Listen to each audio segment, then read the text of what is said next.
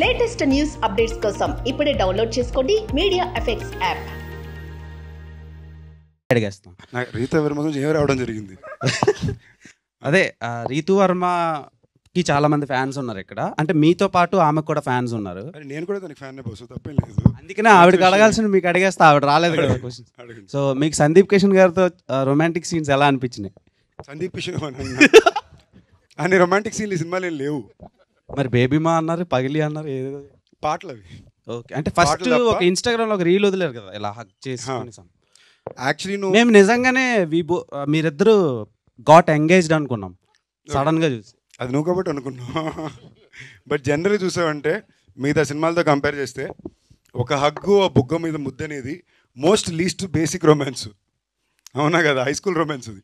So ఈ సినిమాలో ఆ టైప్ ఉంటుంది తప్ప I think more than that మా అయితే టైమింగ్ చాలా బాగా కుదిరింది. ఇన్ సాంగ్స్ కానీ ఇన్ ది సీన్స్ కానీ it came out very well. Trinatha Rao గారు, గురుగారు మీరు నార్మల్గా ఏదో మాట్లాడితే చాలా వైరల్ అయింది, 2 నెలలు ఊగింది సోషల్ మీడియాలో. సో 100 కోట్లు ఫిలిం తీసిన తర్వాతలా నేను 1000 కోట్లు కొట్టాలనుకునే డైరెక్టర్లను చూశాను, కానీ సందీప్ కిషన్ని చూస్ చేసుకోవడానికి రీజన్ ఏంటి? అండ్ ఆయన మీ దగ్గరికి అప్రోచ్ అయ్యారా వచ్చి, లేదంటే మీరు ఆయనకి వెళ్ళి అప్రోచ్ అయ్యారా?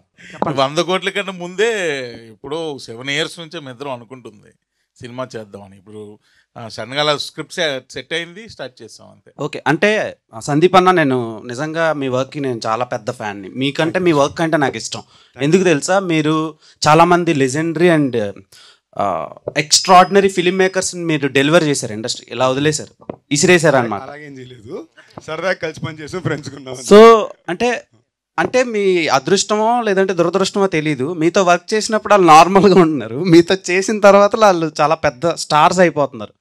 సో అలాంటి లెజెండ్స్తో ఇప్పుడు ఎల్సీయూ ఉంది, లోకేష్ కనకరాజన్, అలాంటి డైరెక్టర్స్ చాలామంది ఉన్నారు లెక్కేసుకుంటే.